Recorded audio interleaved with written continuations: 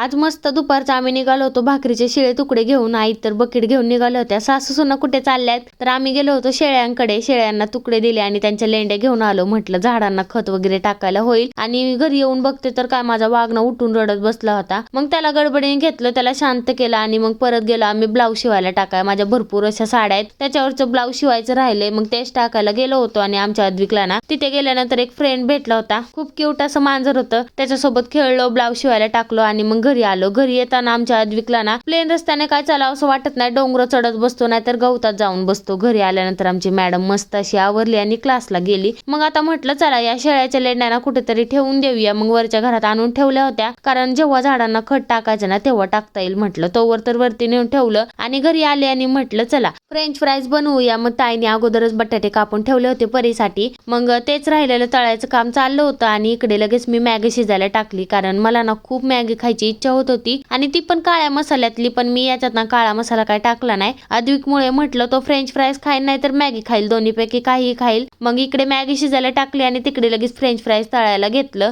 आणि ही मॅगी ना मस्त कढीपत्त्याचा तडका देऊन जर बनवली ना तर एक नंबर टेस्ट लागते. आणि त्याच्यामध्ये वरतून कोथिंबीर टाकली, कोथिंबीर आणि कढीपत्त्याने टेस्ट खूप भारी येते. मग मस्त अशी मॅगी माझी शिजत होती आणि फ्रेंच फ्राईज ना तळले होते मी, पण ते करपले होते. अद्विक ना वाकडं तिकडं तोंड करत होता, कारण बटाटा गोड लागत होता आणि त्यात ते करपलं होतं. तर जाऊ द्या म्हटलं, शेवट ते फ्रेंच फ्राईज आईनीच खाल्लं आणि ते माझी मॅगी मस्त अशी शिजली होती. तर म्हटलं चला बाबा आता मस्त जाऊन आपण मॅगी खात बसूया. तर मस्त मी ना चमच्याने मॅगी खात होते, म्हणून माझ्या वाघाला ना चमच्यानेच खायचं होतं. म्हणजे लेकरं ना आपण जसं करतो ना तसं करायला आता वरच्यावर बघतायत आणि एकदम स्टाईल मध्ये त्याची मॅगी खायचं चाललं होतं. आणि या ज्या साड्या आहेत ना त्याच्यावरचं ब्लाऊज मी शिवायला टाकायला गेले होते, कारण भरपूर दिवस झाले याचं ब्लाऊज शिवायचं राहिलं होतं आणि मला काय ब्लाऊज शिवायला येत नाही, त्याच्यामुळे मी बाहेरच टाकते. आणि ही साडी ना माझी खूप फेवरेट आहे, कारण ही ना माझ्या चॉईसची आहे आणि प्लस माझ्या बारक्या भावाने घेतली, त्याच्यामुळे ही साडी मला खूप आवडते. आणि या दोन साड्या आहेत ना त्या माझ्या दोन आत्यांनी घेतल्या आहेत. आणि माझ्या भावाने जी साडी घेतली आहे ना ती मला ना खूप लाख मोलाची आहे, कारण